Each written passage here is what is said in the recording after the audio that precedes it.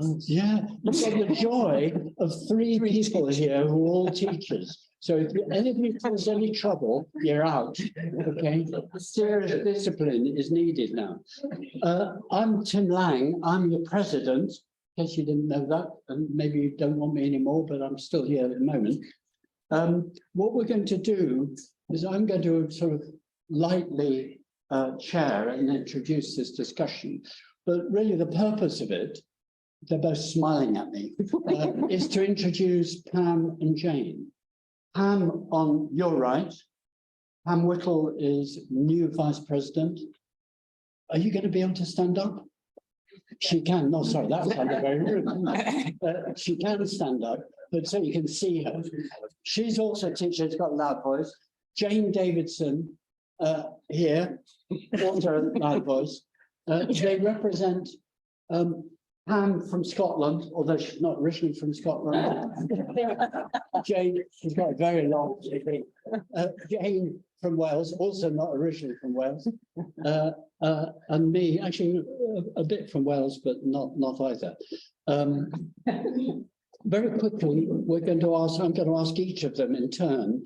Just say a bit, give a 1-minute introduction to yourself, Pam. Right, I'm Pam, and I'm not going to talk about the gardening, but I'll tell you now, I'm a keen gardener, and I always have been a keen gardener. But that's about it as far as the gardening league is concerned for the moment. I've got a strong public health interest, and so when I'm in things like this, I cannot resist thinking of other situations, because I was the director of public health and health improvement, which is slightly different, for Scotland.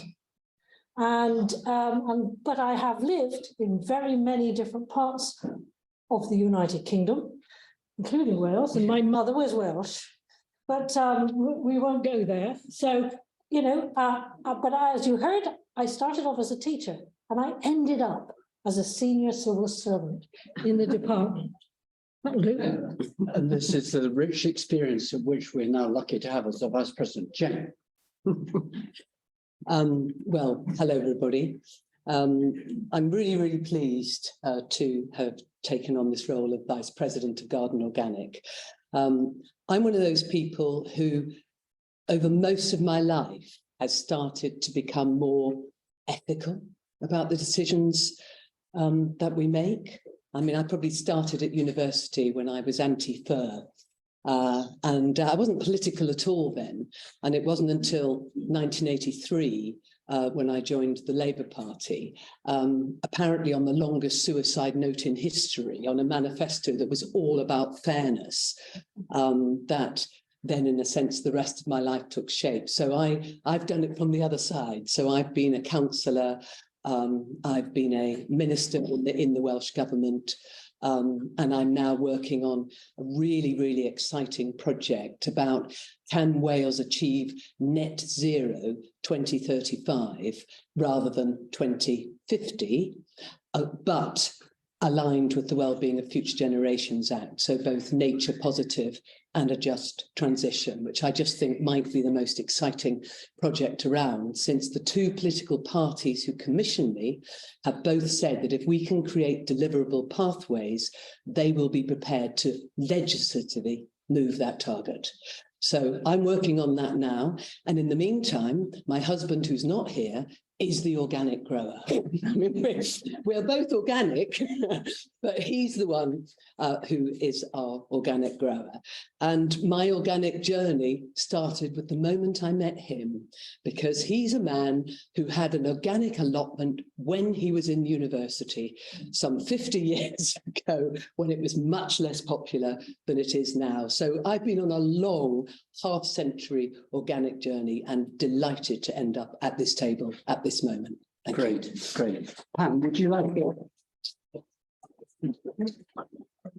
Let me just go back to Pam on for biography. This is slot biography. They've both got incredible biographies. And Jane was the architect as the minister of the Future Generations Act, the Wellbeing of Future, the most extraordinary bit of legislation in the world, actually. And Jane was the architect of that. Tell us about the Cali. Yes, the I Cali. want to know that. Well, the Cali is, in 2011, I became the president of the Royal Caledonian Horticultural Society.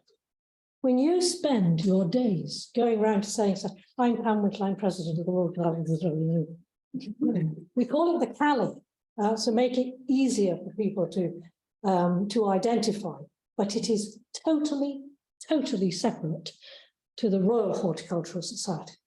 Okay? It was established in 1809, more or less the same time as the RHS. Some of the members who set up the RHS realised that growing in Scotland is different. So they got together with some medical friends in Scotland and they set up the Caledonian Horticultural Society. We became royal some 200 years ago, and there we go. But I don't have a horticultural background. I don't have a gardening background, but I became the president. And how many of you watch Beechgrove on the television? Right, okay. Quite a few of you watch Beechgrove. George Anderson on Beechgrove is the reason I became president. He said to me, Pam, I'd like you to be president. I said, why me? You know, I was standing doing an apple day with him in the Royal Botanic Garden, Edinburgh, and we were cutting up apples. We were trying to encourage people to eat different sorts of apples. They go, but these are lovely, these are lovely. And anyway, so I became the president, and it was 5 years of my presidency. It is not normal to have somebody who doesn't have a gardening background as president, and the people that follow have got gardening backgrounds, but I am still heavily involved because, I didn't tell you this bit, in June of the year that I became president, in other words, 2 months after I became president, we lost our home and we had nowhere to go. So I got a porta cabin and a store, and I had to find somewhere to go. And when you really are homeless as a society which is 200 years old, it's quite a challenge. So I went, somebody told me that the society had in the past been based at a park in Edinburgh. So I went along very apprehensively to the council and I said, I'd like to come back. And they said, but we haven't got anywhere for you to go. I said, I'll buy a porta cabin.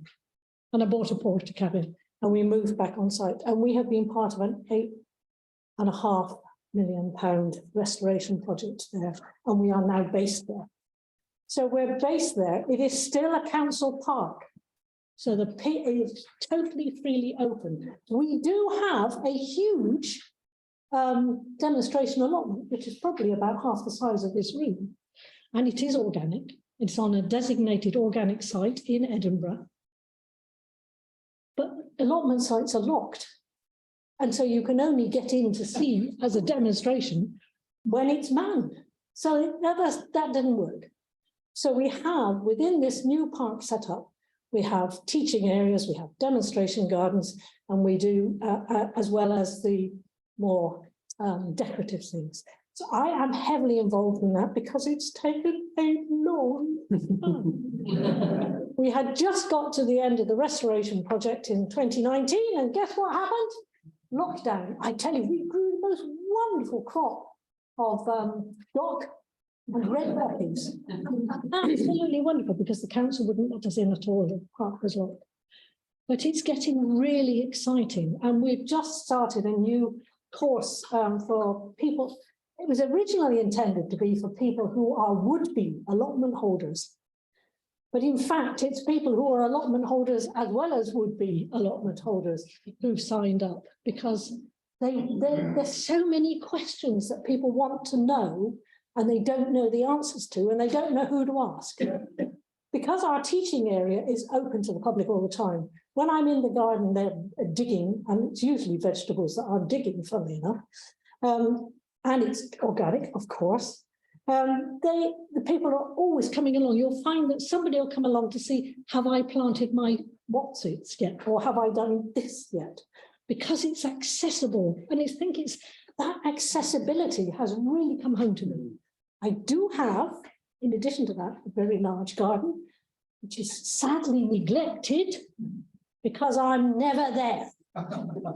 Anyway. Should we sack her? Should we sack her? She's not looking after her garden. Jane, follow on that. Tell us a bit why, well, you hinted at your smallholding. What has the involvement with the organic smallholding where you live been? This has been a busy minister, being all things to all people. Okay. You're growing. Yeah. I think, I mean, everybody in this room and online, I'm sure, has got the organic gardening bug.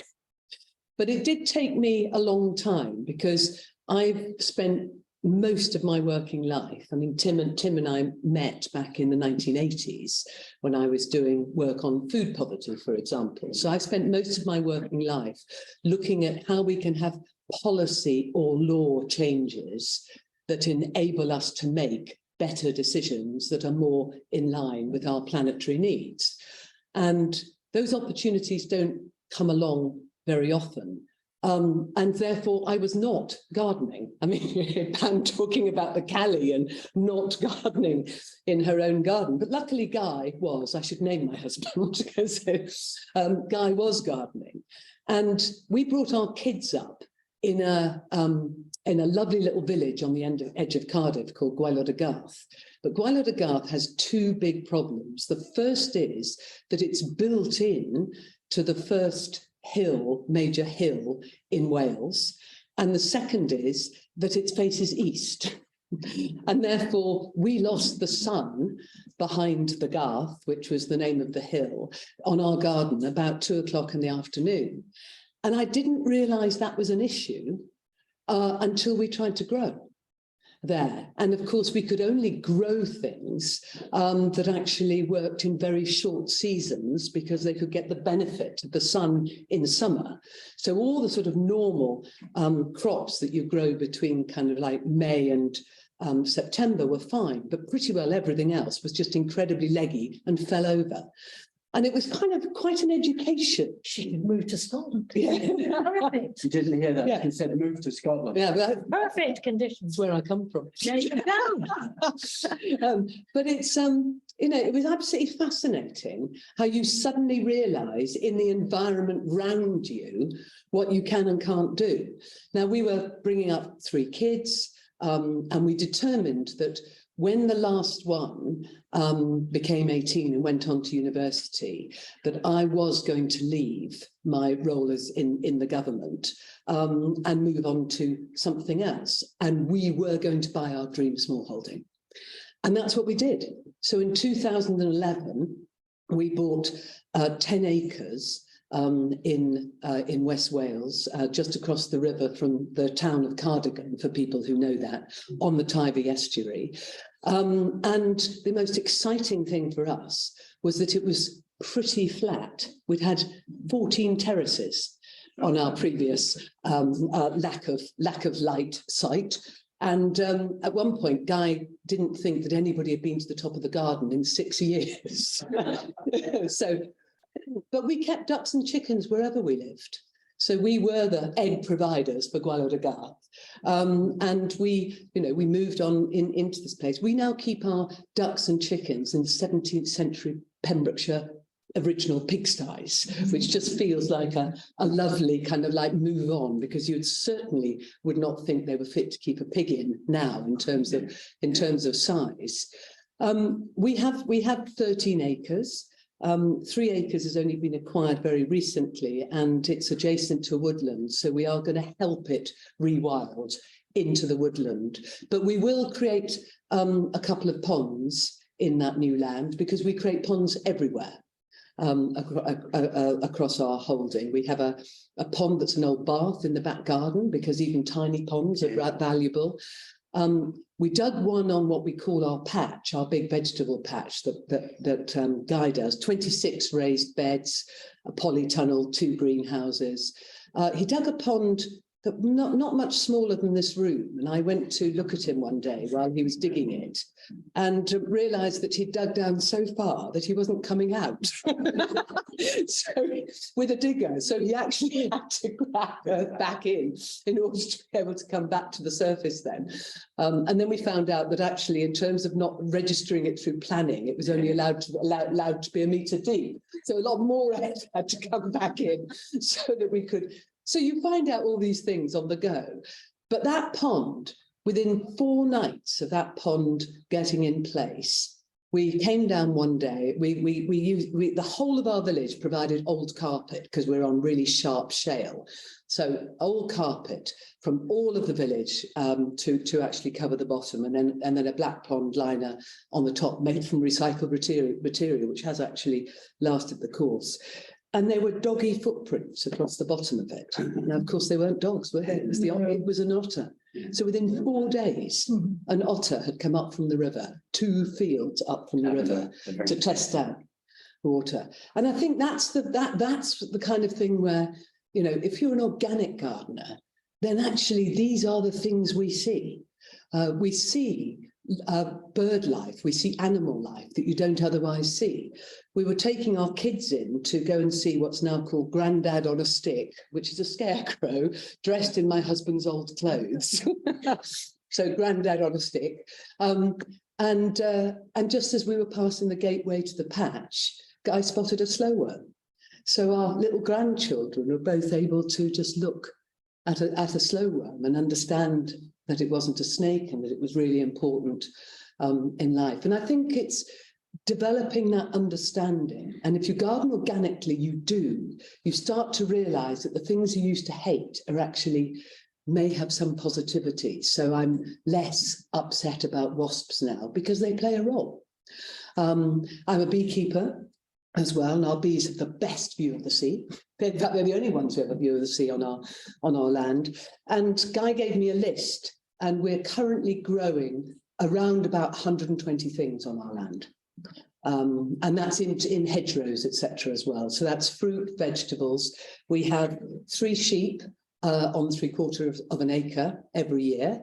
We have 3 pigs on an acre every 2 years. So we very much, we eat from what we grow. We have ducks and chickens all the time. We have turkeys at Christmas.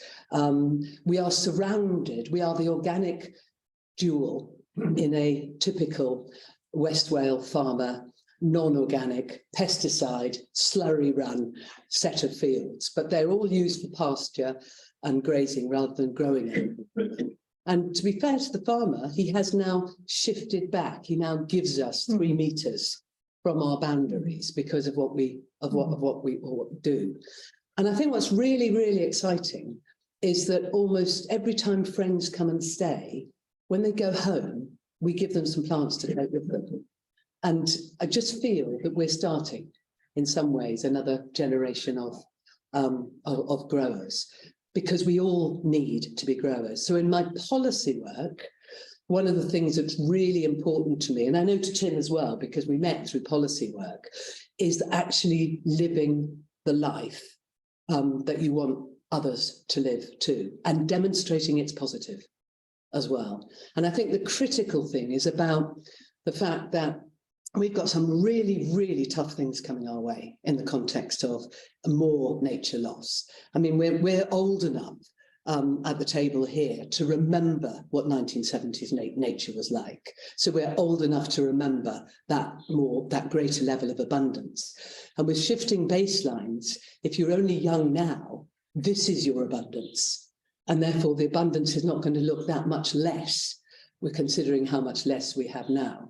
So we have to keep this oral narrative alive, I think, about how we as the organic growers, the organic gardeners, are looking after not just our patch of the world, but that our methodology could look after the world. I just fundamentally believe that. Very good. You can see why.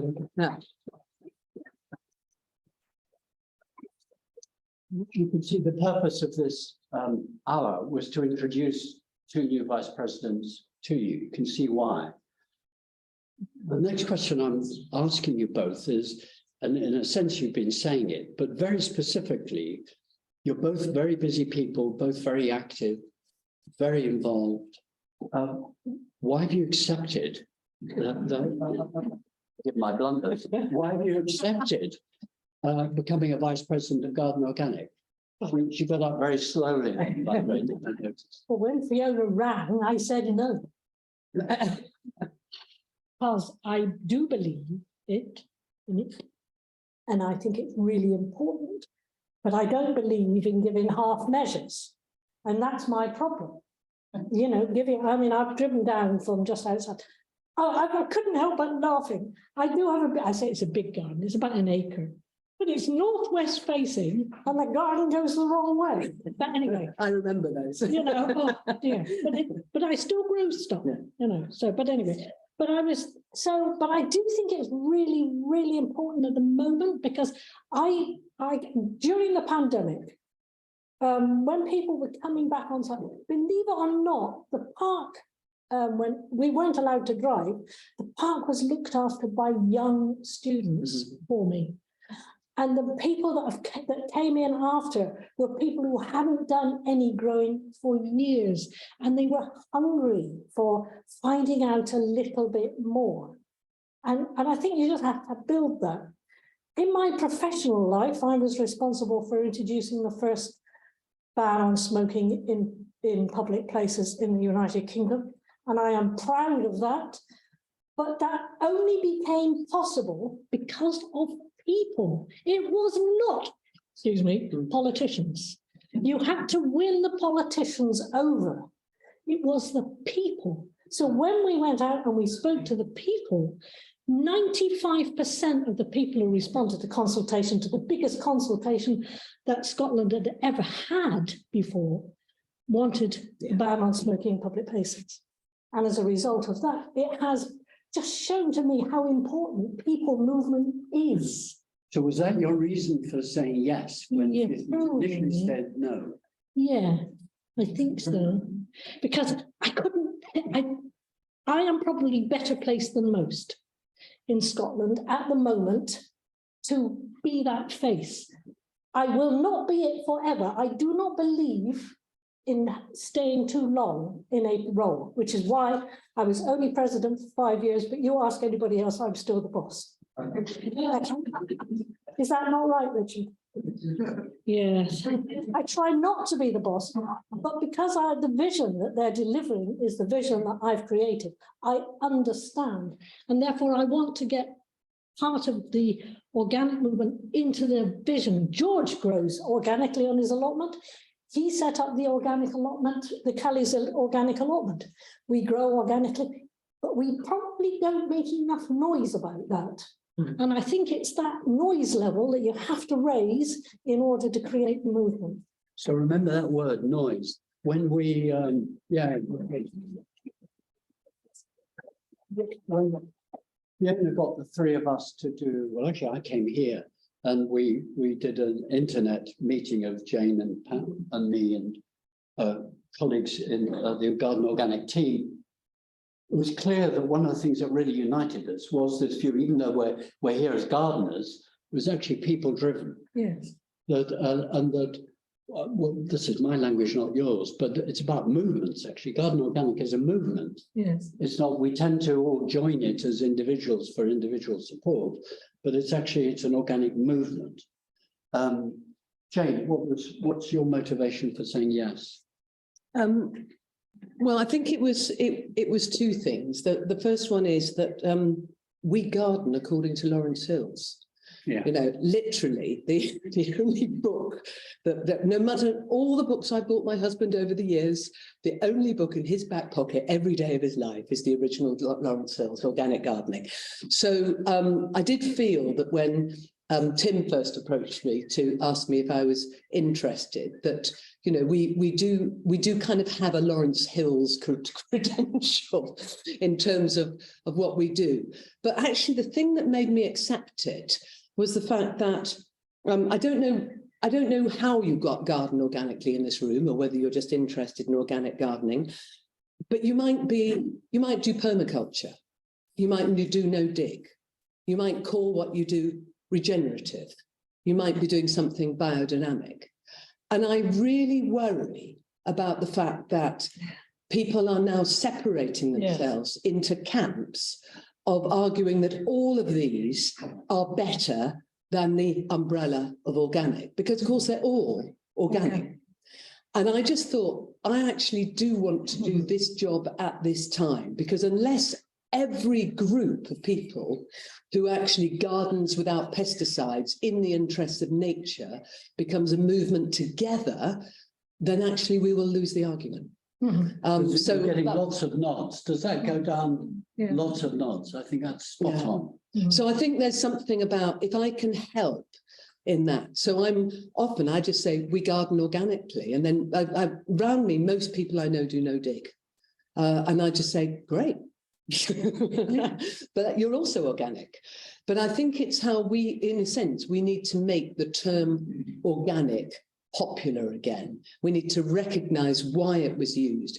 We need to use it because it has an actual legal definition, which means if it goes into law, then actually it requires people to behave in certain ways. We've got to utilize the opportunity of the word. Very good. Sorry. Yeah, I apologize for that. That sounded very teachery. You know, very good, very good. More. Well,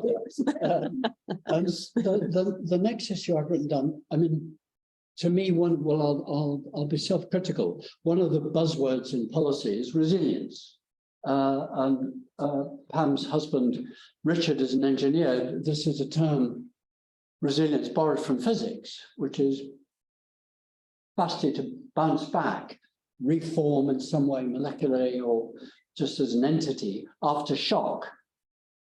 And I think one of the things we're all interested, we three are interested, and I wondered if you'd like to hear more about it and indeed get your views, is whether one of the key missions of Garden Organic is about actually helping people become more food resilient.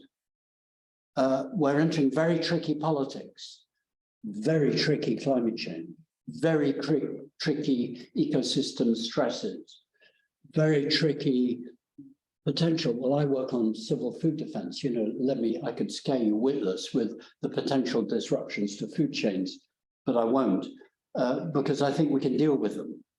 But one of the issues I'd throw at both of you is, to what extent do you think we as a movement, we as Garden Organic, can help build people seeing food and its resilience as part of their resilience? That's a very Well, I first met Tim a long time ago, probably 2002, 2003. Yeah. Part of my portfolio was diet, food. And the food in Scotland at that time was not particularly good. I mean, we got some... It was terrible. Only Northern Ireland's was worse. Yes. The dietary health of Scotland was and is atrocious. We didn't even have any good chefs though. Yes, yeah. Don't, anybody, if you can't hear me, just wave, okay? Because I can speak very low. So Tim comes up to do this assessment, but my team knew that it was bad. I didn't know there had been a thing called the Scottish Action Plan for 9 years, and it was awful. I should actually say, when I went to see Prince Charles, I thought about this morning.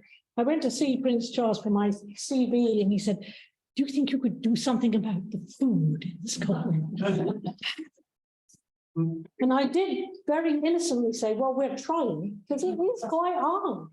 But it's because you have to take the people with you. Yeah. Talking about diet doesn't help. No. Talking about action plans doesn't help. Yeah, but you give people fresh food. I was introducing somebody last week to what a broad beef was, and they've got an allotment.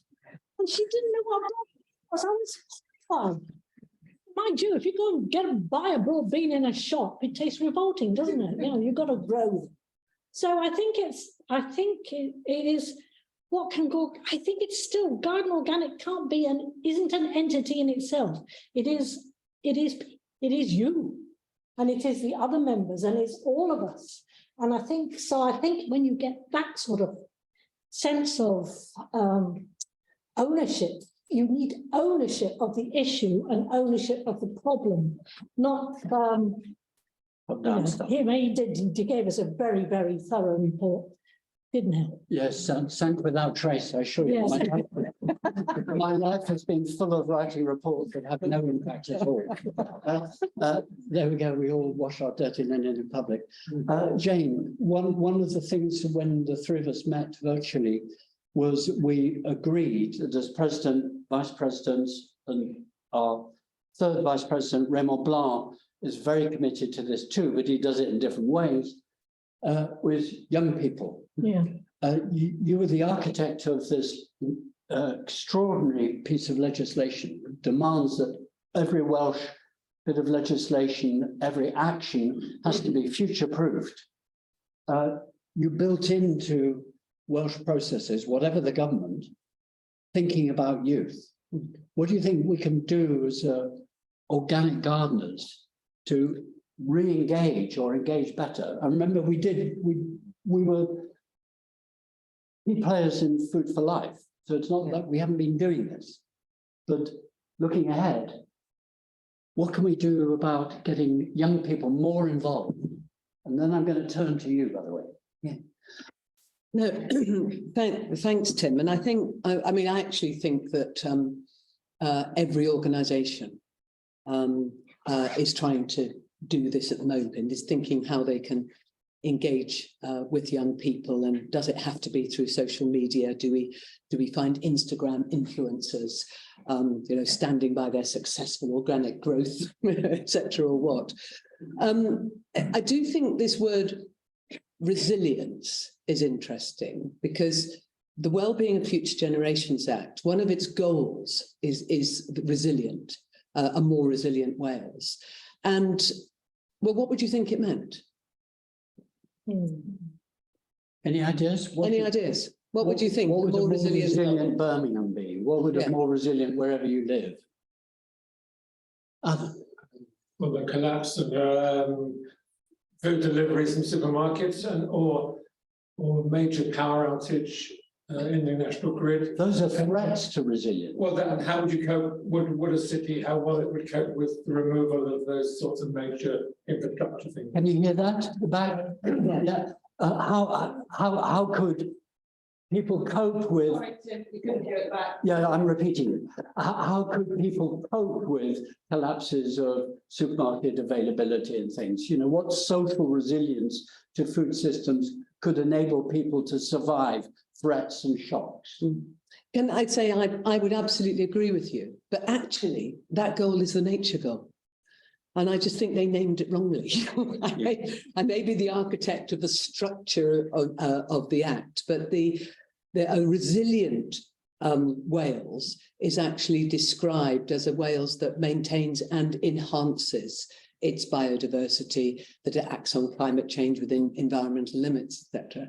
And I think that these terms become very important, because if we have terms that people don't get collectively all together, then actually how do we frame a policy or a movement or engage with people around them? And I would absolutely, in the terms of the work I do, your definition is the one that I'd be looking for, because it's how do we become more resilient in terms of all those issues actually facing us. But I think that one of the things that I found in the work I'm doing now on Wales Net Zero 2035 group is we've put out 5 challenges which are all about resilience. They're about how can Wales feed itself by 2035. And if you look on the website, you will find that there's an opportunity for any of you here in this room or online to put in evidence to that. If you think that you have an interesting pathway about food, because that's the challenge out at the moment, please respond. We'll then next month be launching How Can Wales Power Itself? The month after, how can we build and heat buildings and workplaces. The following month we'll be launching the transport one, and the final one as a challenge is looking at the future of education, jobs and work. Now, that sounds as though we're being siloed in terms of asking these questions, but a very open questions, open to anybody in the world. And we already have people across the world responding. But actually, we will then view this through the lens of the Wellbeing of Future Generations Act. Is it making us more resilient in the context of nature? Is it making us more resilient in the context of power, of all those issues around work, of buildings, etc. The health issue will very much come into food, but the health issue also comes into all those other areas. And what we're trying to do is take a holistic view so that we're looking at whether or not we need new kinds of regulation, a kind of policy, what kind of financing, but essentially, we think that resilience in the context of these agendas is, can we create 10-year deliverable pathways in Wales that are out of the best evidence, but tested on people to see whether they like them before we make any proposals to government. And I think resilience is all about planning. Because if we don't plan, the shocks hit us.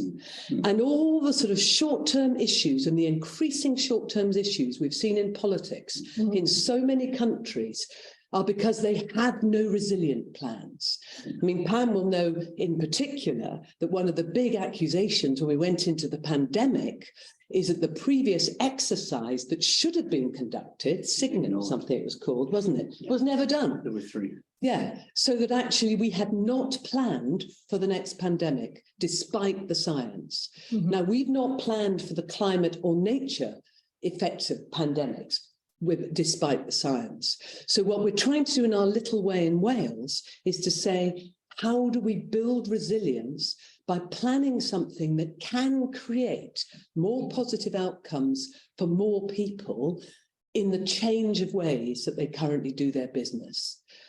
Farmers, for example, on current planning, we wouldn't achieve net zero in Wales until 2055 because we overstock on cattle and sheep. But we have to create income opportunities. We have to work with those people in terms of looking at how better to use the land, not have a top-down approach in how to do something. So we are independent, and I'm the only person who I know the politics of in terms of all the people I'm working with, because I'm working with people who are passionate about engaging. Now, one of the big engagements which we're doing, and I just wonder whether it might be something that might work for Garden Organic, we have a Wales Youth Parliament who are elected members aged between 11 and 18. In Wales, you can now vote at the age of 16, and as you can in Scotland too. I wonder whether Garden Organic should be setting up a shadow council of young people between the ages of 11 and 18 who are keen on gardening. Because I know already that the Wales Youth Parliament, which is on my group, on my large expert, mainly quite old group, sorry, members, is actually influenced. We are being influenced now by the fact that young people are holding their own consultations about the things that matter to them. And we need to know what matters to that next generation of growers for Garden Organic. And I'm certainly happy as Vice President to work with Garden Organic and seeing how we could possibly do that as a UK-wide 4-nation youth parliament for Garden Organic, youth ambassadors for Garden Organic. And we must be prepared to let them influence us. That's a really interesting idea.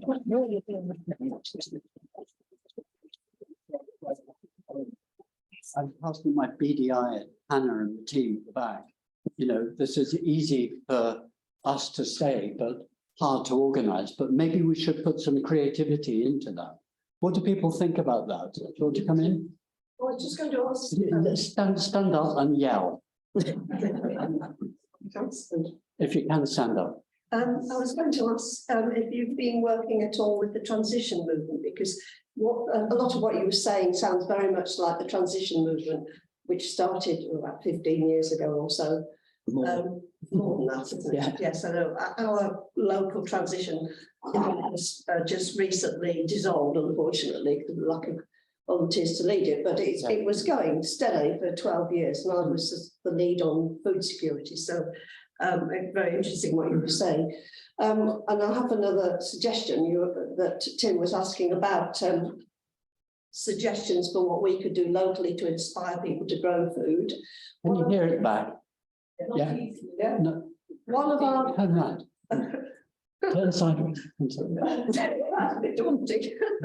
One of our group, our local organic gardening group, came up with the idea of veg out front.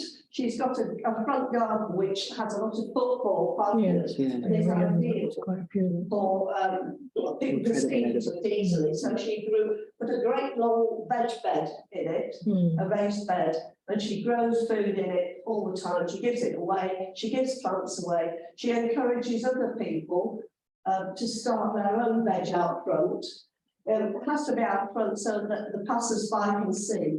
And she said there's been a tremendous amount of community engagement, people stopping and talking to her and asking for help. And she's now got 5 different households in that part of town that are doing the same thing.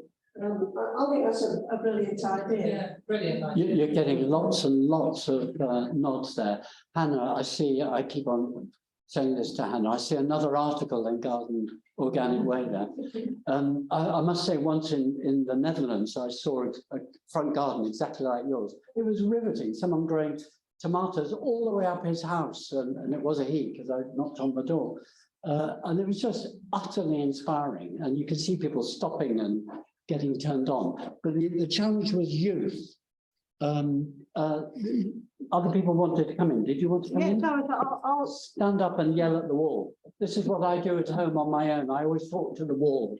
You know, it responds very well to me. So I spoke earlier about Welsh House Farm School and my challenges of working with them. So on Welsh House Farm, one of the children that comes to my garden, their garden, not my garden, Welsh House Farm's community garden. I have a lady who she's 8 years old. She's called Blossom, which is a lucky coincidence.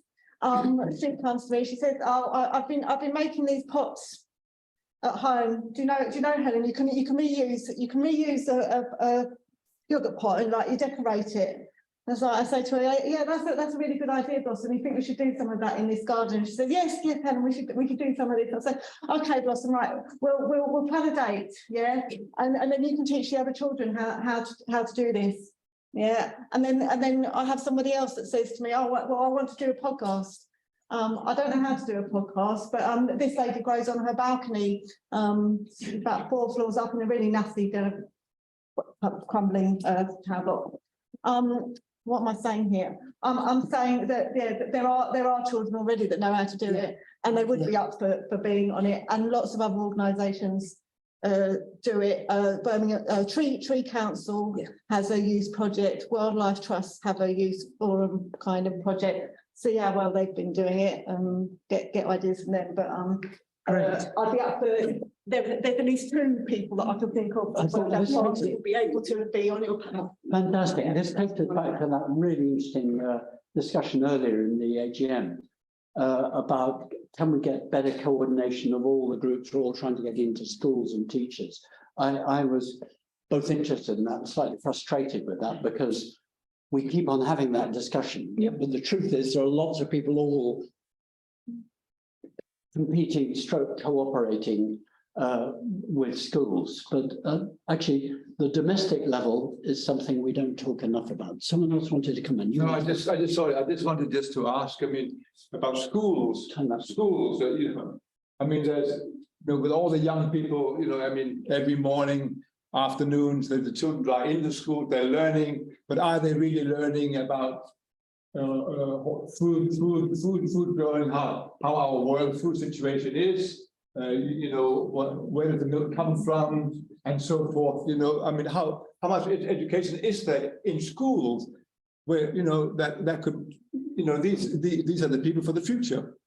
Yeah, well, that's why it matters too. Just Stand up, stand up and or yell even more than you would otherwise. our granddaughter in South London has a modest job, part-time, going into schools, teaching children in South London, I think, about growing vegetables, growing food, basically. So things are happening slowly. There are, I but think this is clever. I don't know whether that's relevant. there are and always have been great things going on in schools. Let's be very clear. The reason we come back to this topic, it seems to me all the time, is because of the urgency issue.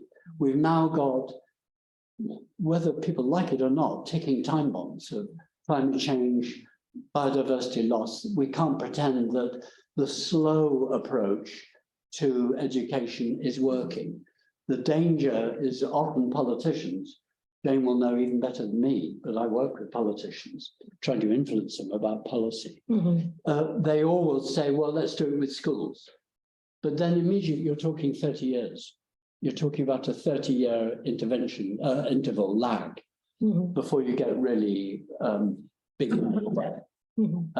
You want to come in? Just one very quick idea, which was that Can you stand up? Stand up. politically, every child should have at least 1 square metre, which is theirs throughout their school life. So that would be, the Mayor of London would stick it up. And maybe the local boroughs have got to find the space somewhere in the borough to give that child the same square metre that they would do something with. It's just a simple concept. As it happens, Emma, we're doing, aren't we doing we're doing the 1 square metre plot. Do you want to just tell us about that? Yeah, so I think you need to come to the front. Sorry, I shouldn't have signalled you out. But this is a good suggestion, but here Garden Organic's been thinking about exactly this. Introduce yourself. hi, I'm Emma O'Neill, the head gardener. So we're doing a 1 metre by 1 metre square bed. We've already done it now. This is the 2nd year. So we've done 1 outside and 1 inside, and the purpose was really to show that a family could be harvesting veg each month in this sort of bed. So we have ours divided into 9 little squares, and so they're on a crop rotation. Obviously, as with all veg growing, it does have to be right plant, right place. You know, there are certain things you're not going to fit in that. But it's been very, very well received. We've taken it to the show previously, and another one will go with us to Gardeners Worldwide. So. And this exhibit A is just around the corner here, isn't it? Yeah. Yeah, very good. Thank you. And we should thank Emma and her colleagues for Yeah. the beautiful show.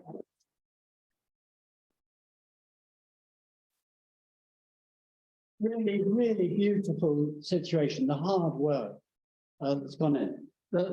Pam, just the lady here. Thank you. I have veg and fruit out front, and I can confirm that we have quite got a footfall part of our house to a park. And I can confirm it does create wonderful opportunities for networking and sharing produce and things. We have a repair cafe, and we're doing the Festival of Thrift in June. So I've been asked to demonstrate composting and growing at that, and that's something that I shall promote, veg out in front. Great. Just a question, is the Wellbeing of Future Generations Act a Wales only thing, or it's not in England, is it? It is. No. Do you want to quickly say? It is a Wales only act, although there are 15 countries across the world, including Scotland, which are looking to adopt something similar. We have one Welsh grandson, so. So you can reassure them, stay in Wales. England, one of them. No. Let me say, someone who lives in England, England is often the problem. And actually, it is wonderful, I should say, to have Pam from Scotland as a vice president and Jane from Wales. We have to, and this is an ongoing discussion in Garden Organic, do we need more regional vice presidents across England, you know? Whenever I raise this, immediately the staff, and particularly Fiona, does a runner and says, God, we've let the lunatic Lang out again, because we thought if we did England through the lens of the British state, England can be broken into 8 regions. It has 8 region structure for the NHS, for example.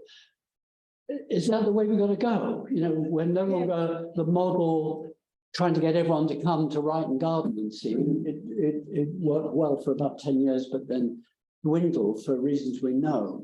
The whole strategy we're working on now as Garden Organic is to go to the people.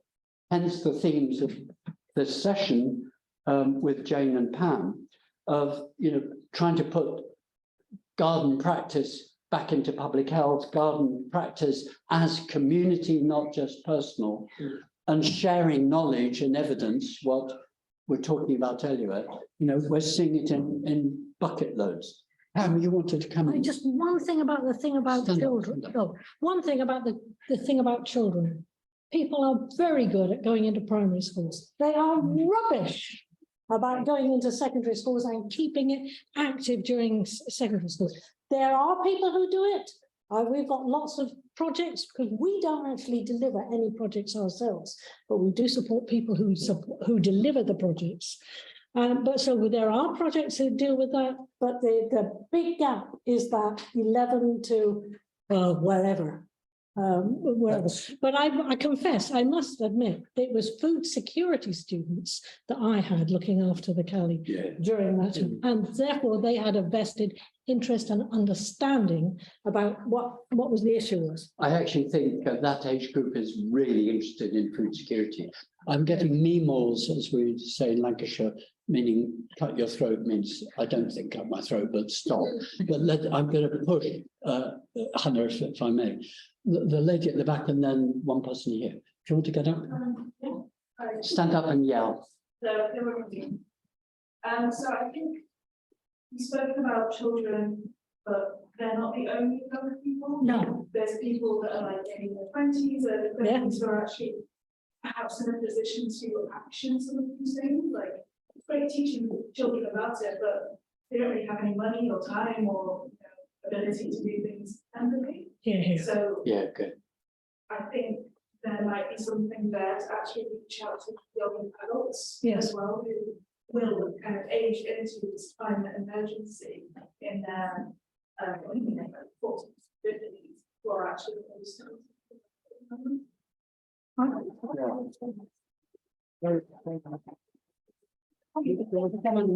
Stand up.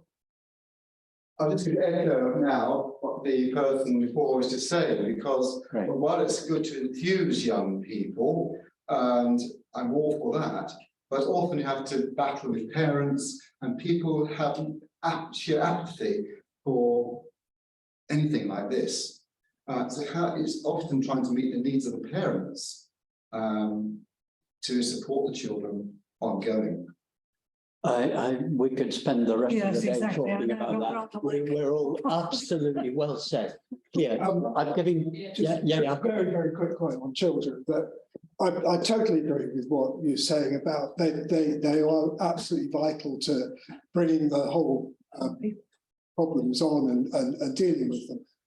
But we have got to be terribly careful with them as well, because they can get very easily upset over the problems that lie ahead for them in particular, not really for us, to be honest, not in the same way anyway.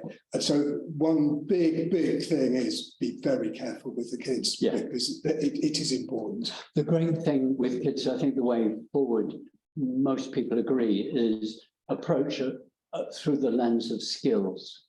Skills and pleasure, rather than the big existential or ecosystem. There was someone here who wanted to come in. No. I'll give you the last word.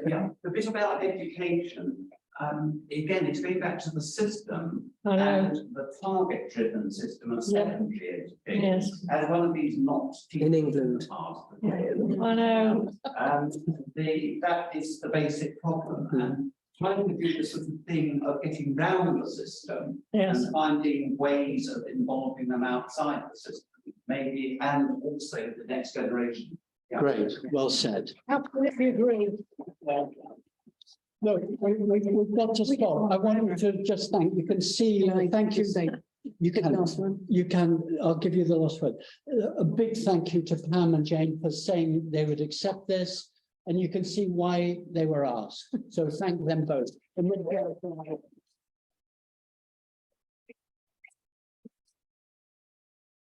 I'll give the last word to Jane before Jane throws us out. Okay, Jane. Sorry.